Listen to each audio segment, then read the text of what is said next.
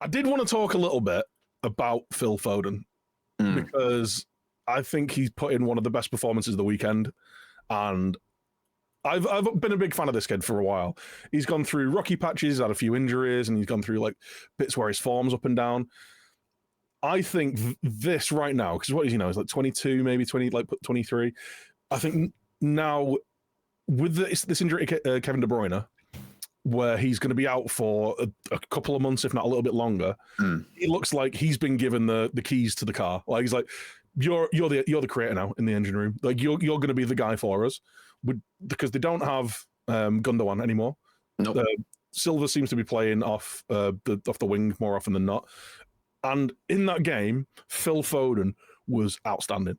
Like just his touch, his awareness, his movement, his final ball. Like he could have got another assist, I think, like through to Haaland. Like I thought he looked out of this world. I'm not too sure whether it's a player that you've had a lot of kind of time watching or got that much of an opinion on, but I think him getting this opportunity now in an incredible Man City team to get 2 or 3 months, 4 months of consistently being the guy is not only going to be good for him, but the idea of England's midfield being Declan Rice, Phil Foden, and the reincarnation of whoever the best midfielder in the world is in Jude Bellingham. He seems to have turned up at Real Madrid.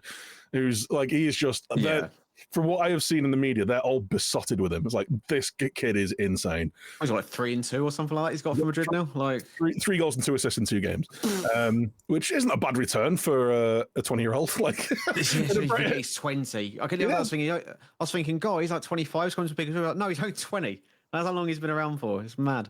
No, Foden is someone he's obviously fantastic. Like, admittedly, I didn't get a chance to watch the City Newcastle game, but I did watch the highlights on Match of the Day. And I think the thing with Foden needs, because this might be controversial, I've never been that convinced when he's played out on the left. Like, he does a good job for City when he's on the left, but I think you could stick most of their midfielders out on the left and they do a pretty good job because it's City. Do you know what I mean? Like, I think Grealish in the last year especially has made that position his own. Like, I think it's going to be very difficult to get Grealish out that left-hand side, when City are playing their strongest 11. Yeah. And obviously, Foden had a really good start to last year. Like, him and Haaland were linking up brilliantly. And then I don't know whether it's injuries or form or a combination of both. He sort of didn't really get back into the starting 11, and that sort of running towards the end of the season. But the talent is so obviously there. And I think there's also been question marks over his performances in England shirts as well. I don't think he's ever really turned in the best performances for England. I think there might be show me reasons. Forward who was. Exactly. But I think central midfield is the position for him. I think that's where, whenever he's sort of seen him play for City and he sort of does drift inside more, it's where you see him have more impact on the game. And like say, De Bruyne being out, I know City are obviously looking for a replacement, and they were obviously calling Paqueta, and that can't happen now because of reasons. And like, I think if they go, there's talk that they might want to sell Cole Palmer. I think that's crazy. Like you got fair enough. You want to bring in Jeremy Doku who's playing on the right. You also got Cole Palmer who can play out there and play in the middle, and you got Phil Foden. Make Phil Foden the guy. Have Palmer be back up to Doku and Foden. And it's still a really good option to have. Like, I think this is. I don't want to say it's like make or break for him, because I think he's obviously going to go on over. He's already had a wonderful career. Like he's won Premier Leagues, Champions Leagues, he's won the lot. And he's only 23. Just won the treble, yeah.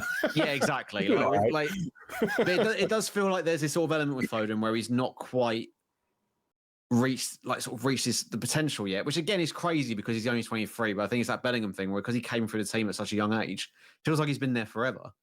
Like he's been around for like years and years and years.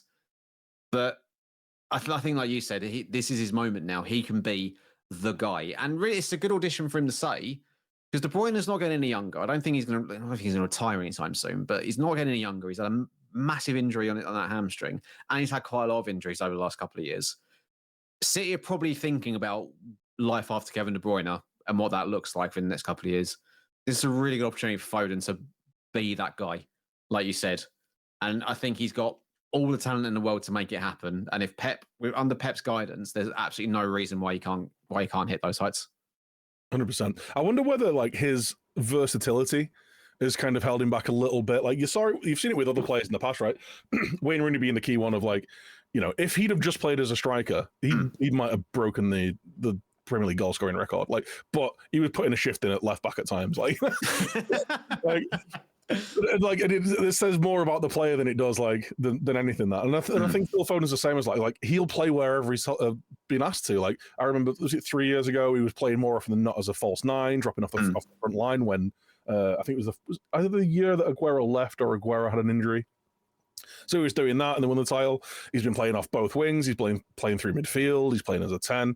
And I think that now that he has that position that has always been Kevin De Bruyne, and don't get me wrong, like rightfully so, he is probably the best. He is the best number 10 in the world. Without a shadow of a doubt. Like, to say that you're back up to Kevin De Bruyne isn't an insult in any way. I was going to say he's probably the best player in the Premier League. Like it's completely understandable. And as I mean, it's probably not Foden's fault or Pep's fault or anyone's fault that he's not really had a proper run in central midfield because, like, why would he when De Bruyne is there? But I'd say he's got that chance now, and like I think from an England perspective, especially, it'd be great to see him sort of take that opportunity with both hands and really run with it. And like you say, the prospect of a Foden, Bellingham, Rice midfield three is just mouth-watering, and like that could be up there, one of the best midfield threes in world football. Genuinely, like it's that promising. Hopefully he does it.